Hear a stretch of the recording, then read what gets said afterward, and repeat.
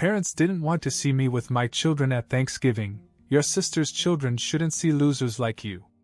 My dad shouted loudly. I said I stop helping with money and... Your sister's kids shouldn't see losers like you. My father's voice echoed through the house, loud enough to make the entire room tense. I stood there for a second, stunned. Did I really just hear that? I wasn't even sure how it had come to this.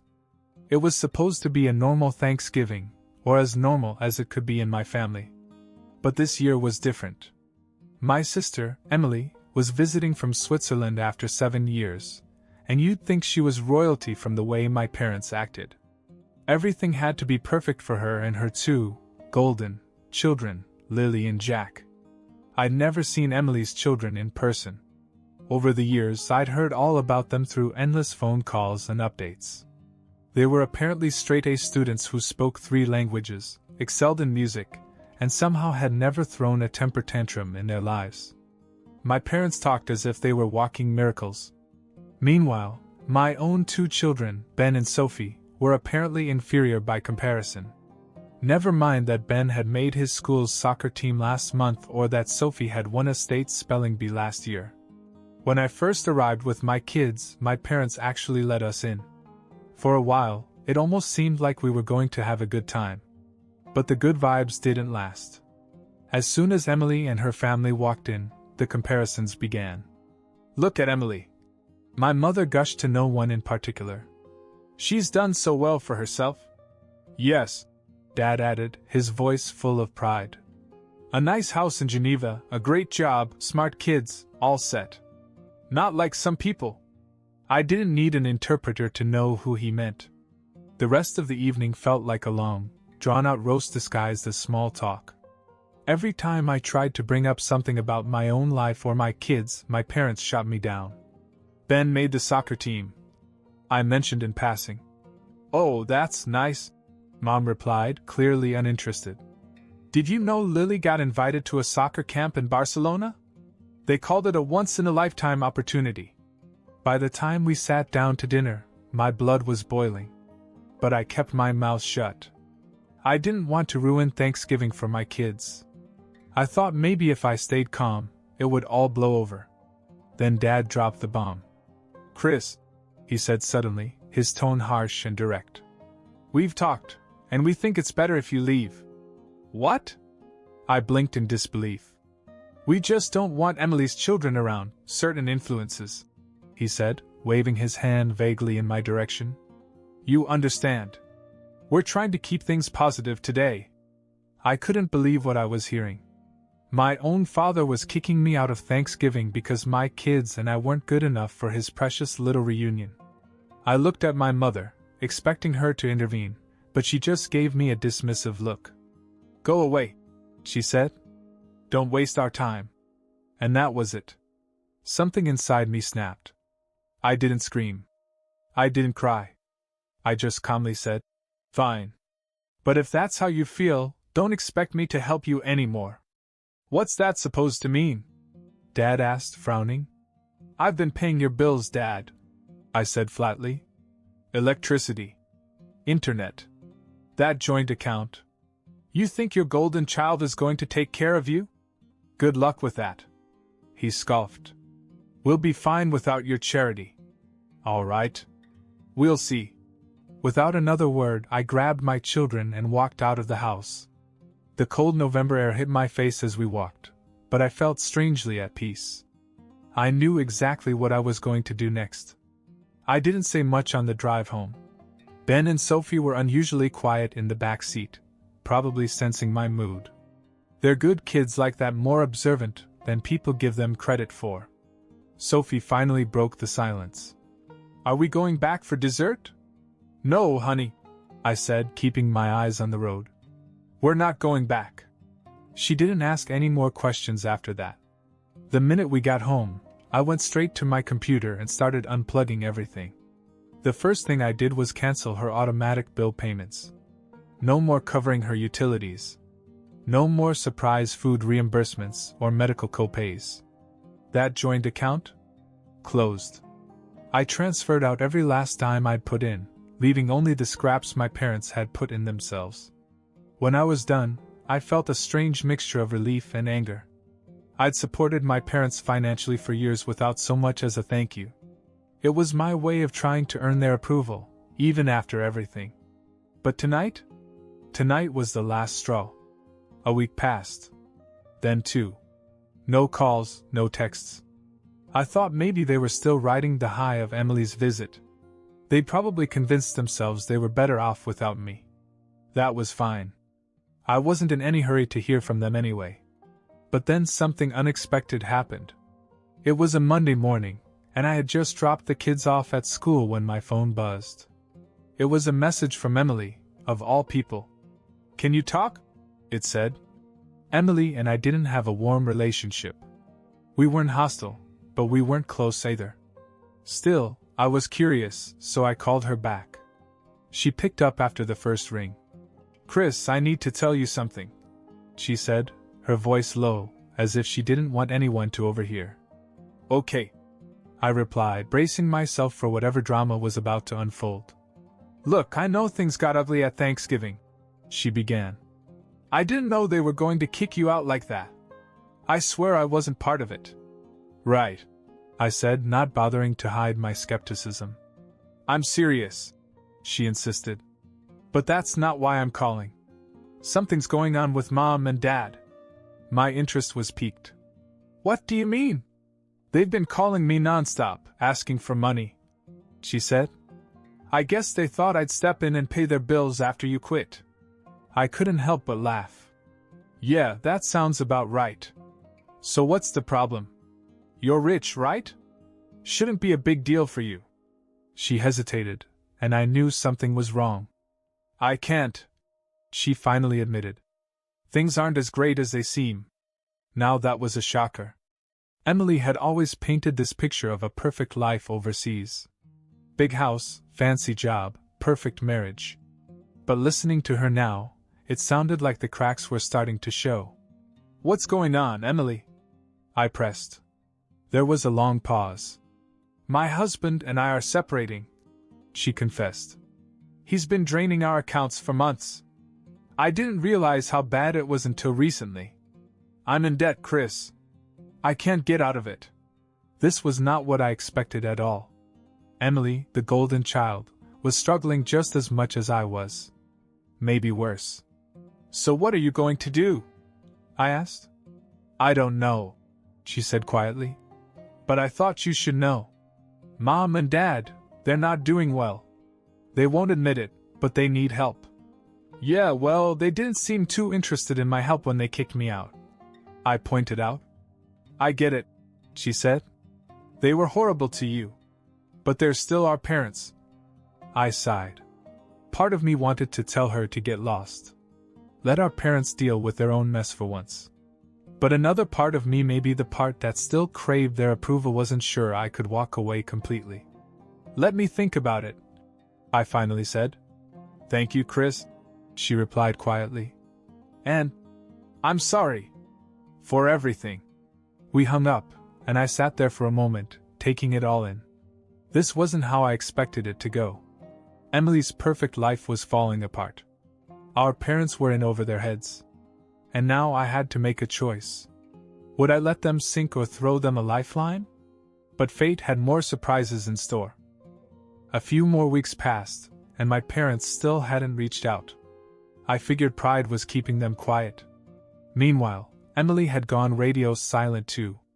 I was starting to think maybe things were settling down when, out of nowhere, I got a call from Dad. "Chris." I paused for a moment. He never called me unless he needed something. I was tempted to let it go to voicemail, but decided I'd hear him out. "What's up?" I said, keeping my tone neutral. There was a long sigh on the other end. "We need to talk." "About what?" Look, your mother and I might have said some things we didn't mean. It's been a tough few weeks, okay?" There it was, the beginning of an apology. But I wasn't about to make it easy for him. "Tough few weeks, huh? How's Emily doing? She covering the bills for you guys like you expected?" Dad went quiet for a moment, and I could tell I'd hit a nerve. "Emily's having some issues," he admitted. Her husband left her. Took a lot of their money. She's not in a position to help right now. And you thought you could just pick up the phone and call me after what you said at Thanksgiving? I asked. You told me to leave because I wasn't good enough to be around Emily's kids. Now you want my help? Chris, we're your parents, he said, like that was supposed to erase everything. Yeah, you made that real clear when you chose Emily's perfect little life over me and my kids, I shot back. So no. I'm not interested. I was about to hang up when Dad blurted out something that stopped me cold. Your sister stole from us, he said. What?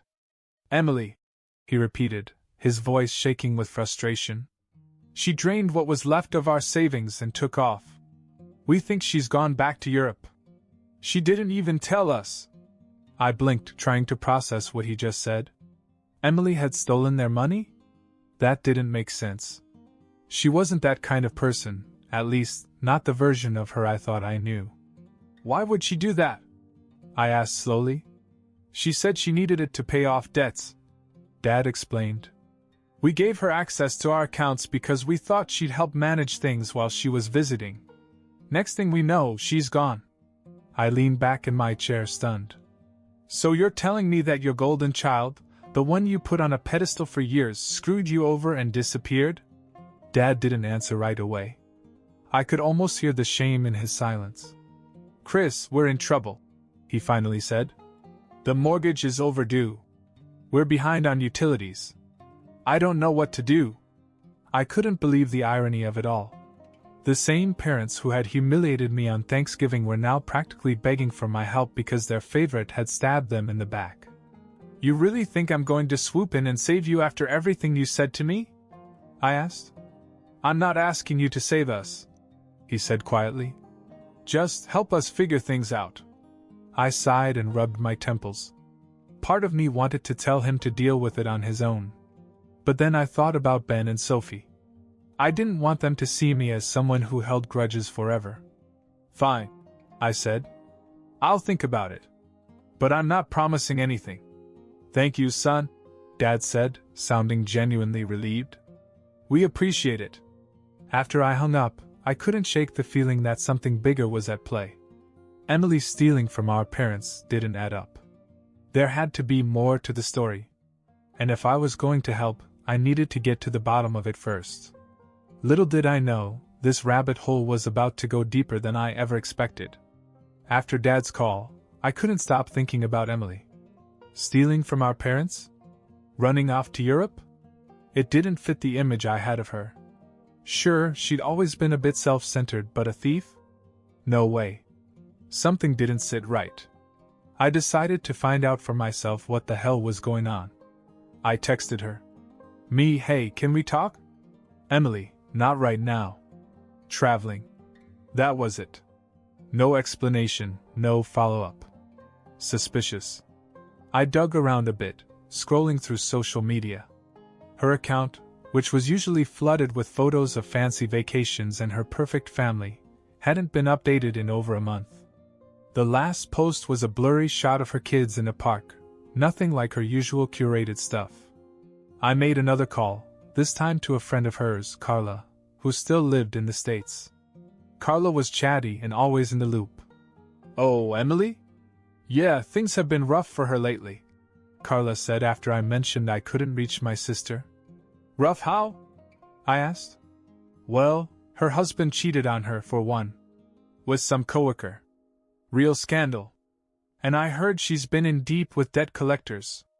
A few people mentioned she borrowed a ton of money to expand her investments, but it all went south.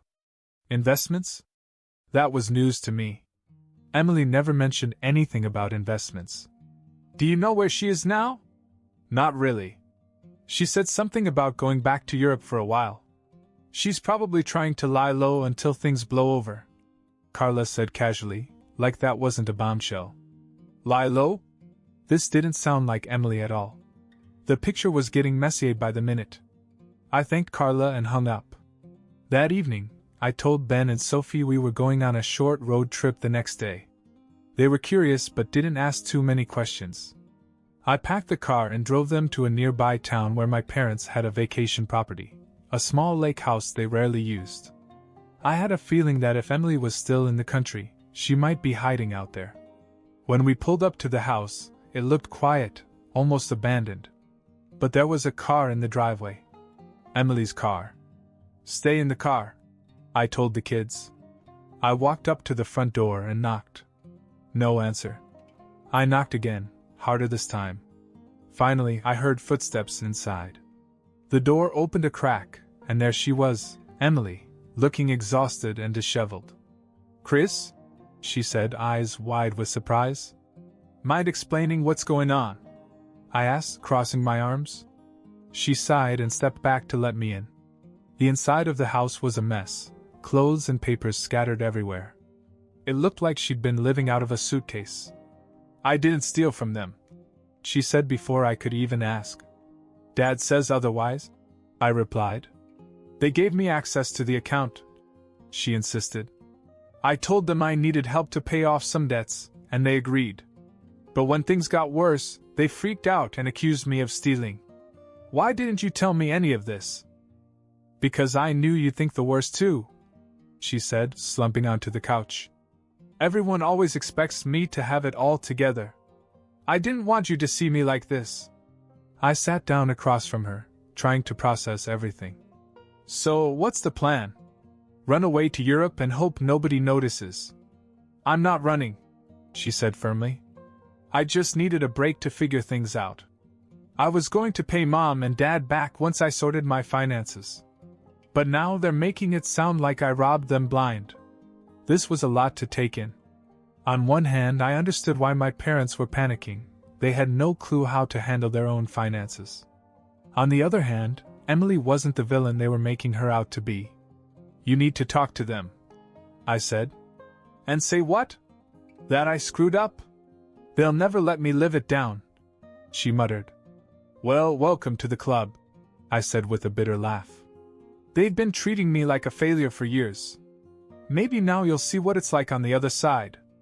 Emily looked at me, and for the first time in a long while, there was a hint of vulnerability in her eyes. "I guess I deserve that," she said quietly. "Maybe," I replied. "But if you want any chance of fixing this, you need to face them.